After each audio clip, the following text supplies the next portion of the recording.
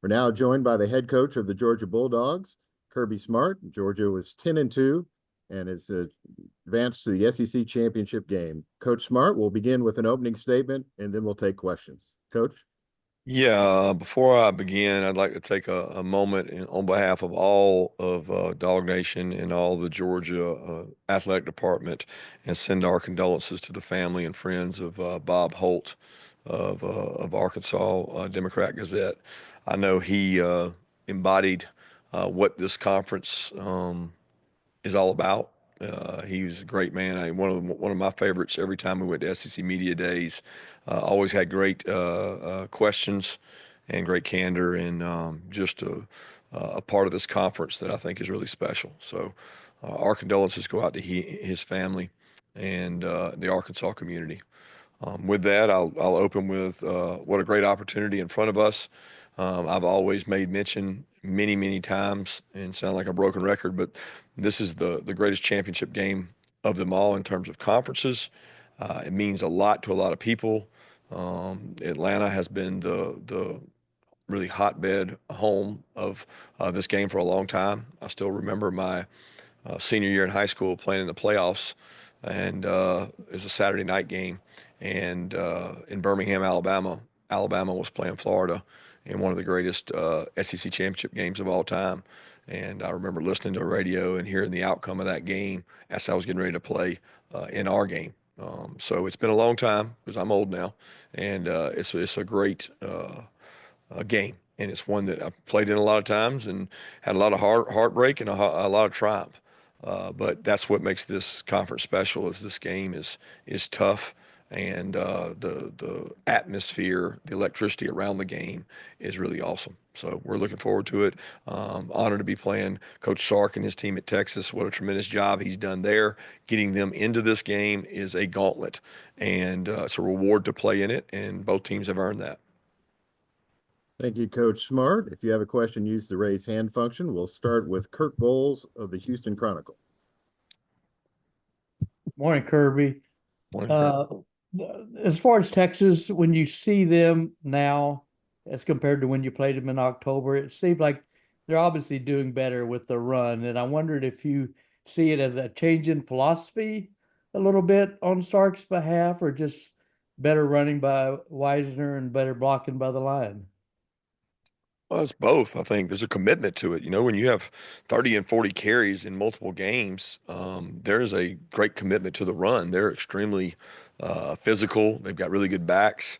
Their offensive line is massive, you know, and the quarterback does a great job putting them in the right runs. They attach RPO, pass game to those runs. They change tempos on you. I mean, it's traditional Sark football. He formations you. He takes shots on you. Don't lull to sleep and think that he's just going to run the ball, because they have every protection and every pattern, every use of personnel available. They're really good at what they do. And I do think that he is, you know, he's played in some tough conditions, whether it's really cold on the road, playing somewhere. He knows how to win in the SEC. You don't win in the SEC with a beauty contest, and he's won with really good defense. So I think it's been, you know, one of his best coaching jobs in terms of the way he's won, the style of games he's won. Next, we will go to Chip Towers of the Atlanta Journal-Constitution.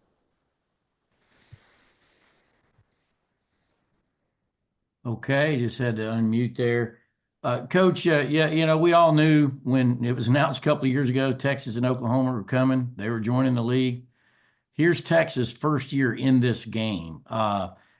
Surprised, not surprised, and just can you put some perspective on what that means? You know, that's a big time program and a big time fan base, and I imagine they're going to be in Atlanta big time. Yeah, you're asking if I'm surprised by them being in the game? Yeah, essentially, but your thoughts on it, not necessarily whether you're surprised or not, but you know, just that accomplishment. I mean, the first year they got in. Yeah, they earned it. I mean, they played an SEC schedule. They won the most games of any SEC team this year.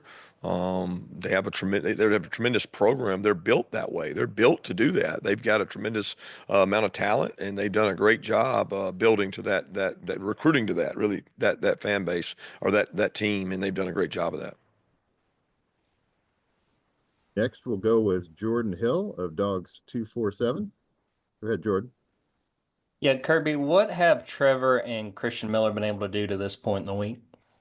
They've been taking part in some parts of practice and taking reps, and hopeful that those guys are able to do something. They're both listed as questionable right now. Our next question will come from Anthony Dasher of UGA Sports. Hey, Coach. I know you talked about Smile Munden yesterday. Now, I know he didn't play in that first game, but the impact he could possibly make in this, and when he's when he's healthy like he is, how different does he make your defense? Well, he provides depth. That's not a position that I think you can go out and play every snap at inside linebacker. It's a conditioning position where you have to rotate and play guys, and he's given us flexibility to play multiple packages. His coming back has made us a little deeper and not have to play as many snaps with the other guys. He's allowed Jalen to do more things and take a little bit of the inside backer off of Jalen. So those are all key components to the success of our defense. He gives us a lot of experience in third down. He gives us a lot of experience in being multiple because he matches up well with guys, whether it's out of the backfield or tight ends. So we're thankful to have him back. Wish we'd had him the whole time. Again, if you'd like to ask a question, use the raise hand function. Our next question will come from Thomas Jones. Thomas?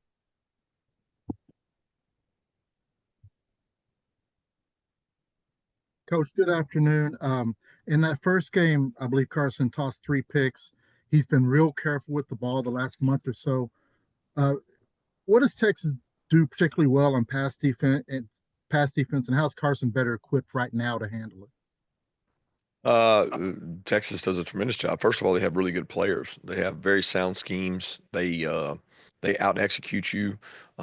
They figure out your tendencies, and they do a great job of recognizing formation routes. They have instinctive defensive football players, especially on the second level, where they read routes, they jump routes, they do a tremendous job. So that has a lot to do. They get hands on balls, they get a lot of tips, and when you get tips, you tend to get a lot of interceptions. They are one of the best in the country at doing that. Next question will come from Connor Riley of Dog Nation.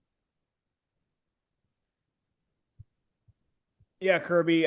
Carson and Tate, they came in together. They're often seen talking on the sidelines. They've talked about how they're friends and they help each other. How have you seen the two of them grow together and mature and emerge as leaders for this team?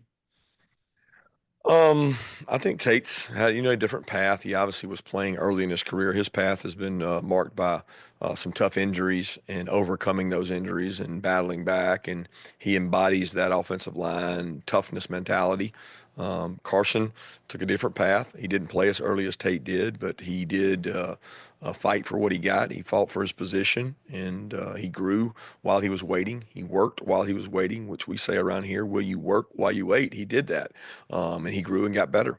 And the two of them have been close for quite some time. And I think anytime you have a veteran offensive line and a veteran quarterback, those two groups will always bond because they protect each other. Our next question will come from Steve Moulton of WZZN. Hey, Coach, always appreciate the time. I wanted to ask the early returns of the early signing period moving up to yesterday. What are your thoughts on National Signing Day being yesterday, Coach? It's not really a good time to, there's no good time to have it. So it's, do you wait longer into December where we were? And you're dealing with not knowing your roster. The point in moving it up was to solidify your signing class and be sure of that, and then focus on your own roster. So it may be the lesser of two evils. I'm not sure. It was tremendously tough, I'm sure, with Sark in Texas as well. You got a lot going on, and you're trying to manage a tough situation in terms of prep for a game and a signing class. So, others weren't in the game. They probably like it better because they're not dealing with issues that'll be coming up next week. Again, if media, you have a question, we use the raise hand function in Zoom, and then we will call on you. Our next question will come from David Rumsey of Front Office Sports. Coach, in your mind, does this year's title game have the same meaning and value as it has in years past, given that both teams appear to be playoff bound in some form, no matter Saturday's result? Well, I certainly think so because I'm a SEC enthusiast that believes in an SEC title is a significant marker to your season and the kind of season you had. It also gets you a bye and it gets you an opportunity to rest and recover while others play formidable opponents and tough opponents and removes you from that. So you're playing for an opportunity to rest possibly. If you have a question, please raise your hand. We're using the raise hand function, and we will unmute your line to ask the question. We have another question from Steve Moulton from WZZN. Go ahead, Steve. Coach, I was wondering analytically, how much with analytics really taking a hold of this game, I wonder what it does to you in particular, just strategy wise on when to go for it on fourth down or just strategy wise, how much has analytics maybe molded your mind a little different in how you think about, formulating a game plan, Coach? Well, analytics don't change your game plan. I think that's maybe a mistake in the way we're saying it. It does not. Game plan is something you do before the game, right?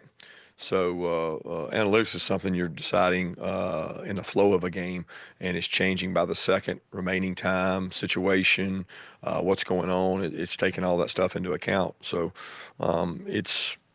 it's changed over time. I'm not a person that believes every single time you go with the analytics. I know we talked about that with the Georgia Tech situation. I like knowing what the analytics say, and I like making decisions based on the flow of a game. So it's good to have the knowledge. It's good to know it. But ultimately, you have to make the decision in game how you feel. Next, go to Kirk Bowles of the Houston Chronicle. Kirk. Hey, Kirby, obviously Arch Manning played a couple series against y'all in Austin, didn't do too much. They had one nice 21-yard run, but they used him differently against A&M, part of their run scheme. I was curious how much stress you think that puts on a defense and how much time you got to worry about new wrinkles from that. Yeah, I mean, first of all, there's not enough time in the week to worry about the stress that Texas's and Sark's offense puts on you. So, like, you can't cover it all. There's no, we could have 2 weeks. We still will feel like, well, what if they do this? What if they do that? There's too much offense that they can select from to try to chase ghost. You got to do things on principle. That's no different than Arch. I mean, we've practiced knowing that Arch could be in there. We've had to defend quarterback runs a lot this year. Look, Arch is not just a quarterback run guy. He's a really good athlete that can take off and run at any time, which is the toughest kind to defend. I'd much rather have a guy that only runs than a guy that does both, and he certainly can do both. He opens up the playbook for them in terms of the plays he can do with his feet, but Quinn does a great job too. So, we have to be prepared for both guys. It would not shock me at all to see both those guys play and Arch be able to play because he has a different element that he brings to the game as well. Thank you. Next question comes from Dan Wolken of the USA Today. Kirby, with the direction things are going with playoff expansion and the focus on the playoff, plus the December portal window, do you think the bowl season is going to continue to be viable as it is? Not sure the reference of the question. Are you taking the playoff bowl games out of it? Or Yeah, what the teams that don't make the playoff. Yeah, that's a tough question because I'm a big believer in development of your roster. I mean, if you want to make the assumption that 40%, 30% of your roster is going to turn over and people are going to leave, then it's going to be hard to continue having bowls. But I'm still of the belief that kids want a reward for their season, still get an opportunity to play an opponent. Yeah, it may look a little different. It may be younger players, and it may be a forecast to the next season. But I think that's a reward for young players who maybe didn't get to play as much during the year, or the guys that want maybe injured. We've had guys that were injured and didn't get to play, and they want to play in that last opportunity to play for their university. So I still think it matters and is important. I certainly don't minimize the fact that the turnover rate has increased, and with an increased turnover rate, you could make a case that it makes those games either less significant to some, or it makes those games harder to manage and have. The next question will come from Weiser from the Athens Banner Herald. Go ahead, Mark. Kirby, I don't think Jonel Aguero played against Georgia Tech. Is he still dealing with a finger injury, or what went into that? And how have other guys kind of done at that position? Yeah, since the Ole Miss game, he's had to have a surgery and a pin put in, and he's been trying to practice and play with a club. It's been tremendously tough for him to be able to do that. He's out of the club now and in a much better position to be able to practice and play. I mean, he's practiced each week and stayed with us, but it's just been tougher, as you can imagine, playing with the use of really one hand. And he's back now and able to do a lot more this week, and hopeful that he can help us. And if you have a question, please use the raise hand function and we'll call on you. We'll next go to Anthony Dasher, UGA Sports. Anthony? Hey, Coach, getting back to the craziness of yesterday, I'm just wondering, how did you kind of go about delegating responsibilities to make sure, I guess, you had all your bases covered from the team standpoint, recruiting standpoint? I mean, guys, maybe some, were some words you still had to kind of get some of those kids you had signed, were going to sign. How difficult was that? I don't. I mean, my focus is on Texas. I'll be honest with you. I think it's hard to navigate, but we try to recruit kids that, that when they say they're coming, they're coming. And we've had a large sum of commitments for quite a while, and it doesn't keep teams from reaching out to them and throwing things at them late. And it's never different than it was.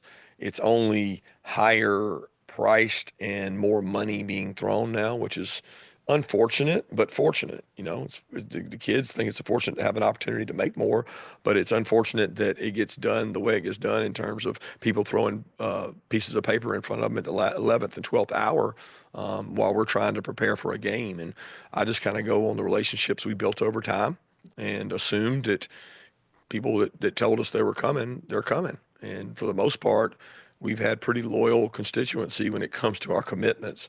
So my day yesterday was as close to a normal Wednesday as it could be. We did third down and red area, and we focused on that. Thanks. We have time for a few more. If you'd like to ask a question, please raise your hand. We'll now go to Graham Coffey. Graham?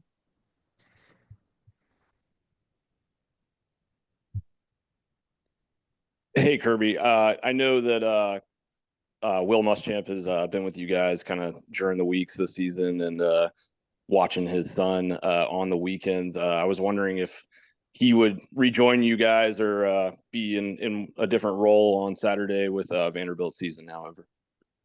To be honest with you, I'm not even sure. He's with us right now. He's with us today. He stays with us throughout the week, I think, until usually on Thursdays. But I can't even answer that question, to be honest, because most weeks he leaves after Thursday. Gotcha. Thank you. Next question comes from Bob Ballou of CBS Austin. Go ahead, Bob. Hey, Kirby. Obviously, you guys did a great job on the Texas offense in that first half of the first game. I'm curious what really impresses you about Quinn's response, and what are some of the challenges that he poses? What impresses me about Quinn? Say that question one more time. I'm not sure I understood it. Just what impresses you about Quinn, kind of his response in the second half after, they benched him for Arch and he comes back in, and then just in general, what kind of impresses you about the him and the challenges he poses? Well, he's experienced. I mean, I think the number one thing when you look at the quarterbacks playing in the SEC championship, the two common denominators is I don't know that there's anybody across the league that had more experience than these two. And I tell people all the time, in the SEC, you don't know what it's like playing on the road till you do it. You don't know what it's like playing at night until you do it. These guys have been in some some tough fights across this league in terms of Quinn playing in the playoffs last year, playing SEC opponents last year. He's been around it, so I'm most impressed with his toughness, his ability to stand in the pocket, to navigate the pocket. He's made plays with his legs, and he makes plays with his mind. As great quarterbacks do, they can change protections and they know where to go with the ball and stand in there. He's got tremendous experience, and he's also got tremendous arm talent. Coach, we'll take one final question from Steve Moulton of WZZN. Go ahead, Steve. Coach, I did want to ask you about, from a rules standpoint, for the rules committee. I'd wonder if there is, especially going through this season, whether or not there might be a thought moving forward on simplifying some rules, making things less complicated moving forward for the betterment of the game, Coach. In reference to what? There's plenty I can reference of just for immediately what comes off the top of my head is, say you muff a punt and you can't advance the ball because it's not a change in possession. Whereas if you catch the punt, you can advance the ball. There's just certain intricacies of this game that feels like it needs to get simpler, at least from my point of view, Coach. Well, they've been doing it for a long time. Okay, these officials, and I sit on these rules committees. Steve Shaw is a bright man, and so are the people on this this group that I'm a part of for rules changes. And most of the time, it's health and safety. You're talking about, I think, maybe the simplification of some things. There's usually a rhyme or reason why they have the rule. So I don't know which specific ones you're referencing, but they will look at them in each and every year and try to make the best decisions for the game of football. Coach Smart, thank you for your time today. We look forward to seeing you on Saturday here in Atlanta. Thank you. Go Dogs.